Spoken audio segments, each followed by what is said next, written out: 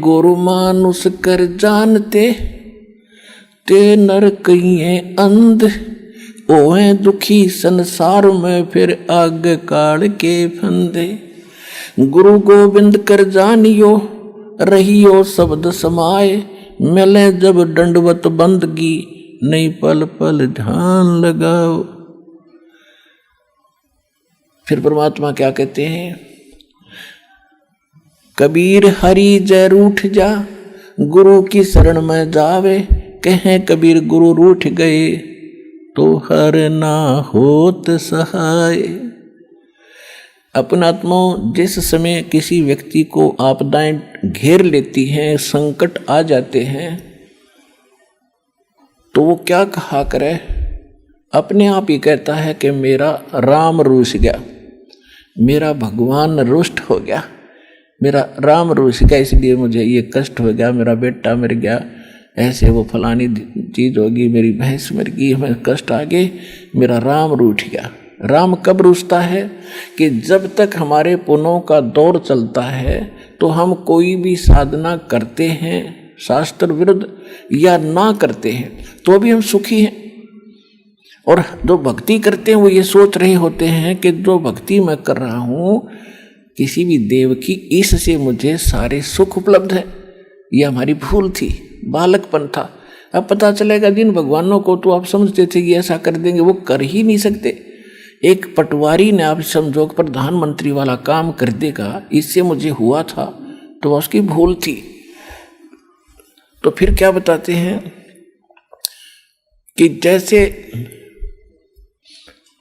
परमात्मा रुष्ट हो गया, आपदा आने लगी, यानी आपके पुण्य खत्म हो गए, और जिन पे फिर आपदा आती है तो उस समय वो आपदा शुरू हो जाए। पहले तो सुख था उनको, जब भक्ति करे थे या ना करे थे, फिर उन पर आपदाएं ने घेरा, तो जो साधना वो कर रहे थे उनसे हटकर चलते हैं, किसी से पूछने के लिए, किसी से पामिष्ट को दिखाते हैं, या कोई जंतर मंत्र वाले के पास जाते हैं, या किसी की तो और झाड़ा झपटे वाले के पास जाते हैं। इसे सिद्ध है कि जो साधना आप कर रहे थे वो सुखदायी नहीं थी, आपका भूल थी, उसके करते करते फिर दुख हो गए। पहले सुख हो रहे थे, वो फल रहा था आपका प्रारब्ध, आपकी किस्मत में लिखा ही आपको मिल रहा था। आप भूल रहे थे कि इस इष्ट से, इस भक्ति से मुझे ये लाभ है।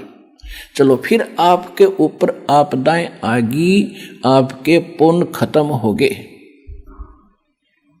अब सुख कैसे हो कि पुण्य फिर मिले, फिर पुण्य हो। तो परमात्मा कहते हैं कबीर हरि जय रूठ जा, गुरु की शरण में जावे, कहें कबीर गुरु रूठ गए हर ना होत सहाय। गुरु गोविंद दोनों खड़े काके लागू पाए, बलिहारी गुरु अपना जिन गोविंद दियो मिलाए।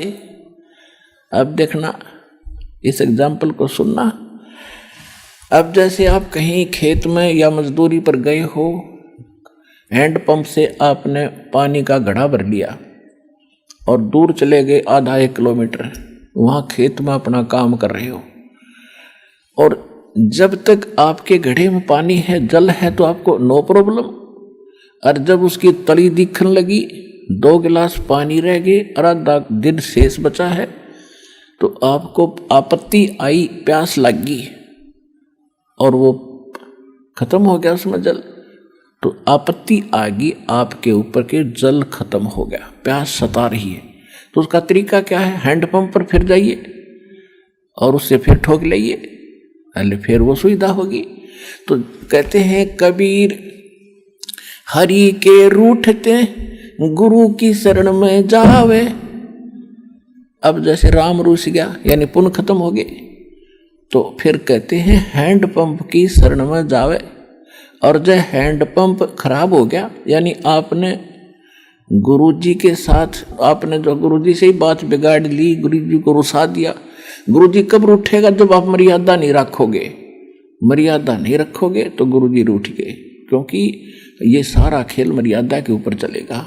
अब जैसे गाड़ी बना कर दे दी पिता ने, ले बेटा चला, और बेटा राम पंचर करके उसमें कील गो का खड़ा हो गया, तो पिताजी उस पर खुश होगा पिंतर करके खड़ा मूर्ख, जान के करे अनजाने में हो जाए उसका इलाज है। तो जान के करने वाला तो रोज तय कर लेगा। तो इसलिए आपको समझा जाता है कि ये क्रिया नहीं करना, ये करना, तो तब गुरु रूठेगा। और गुरु नहीं रूठा तो आप आइए, यानी हैंडपंप खराब नहीं हुआ था, चाहे 100 मटके भर लो, चाहे ड्राम के ड्राम ठोक लो।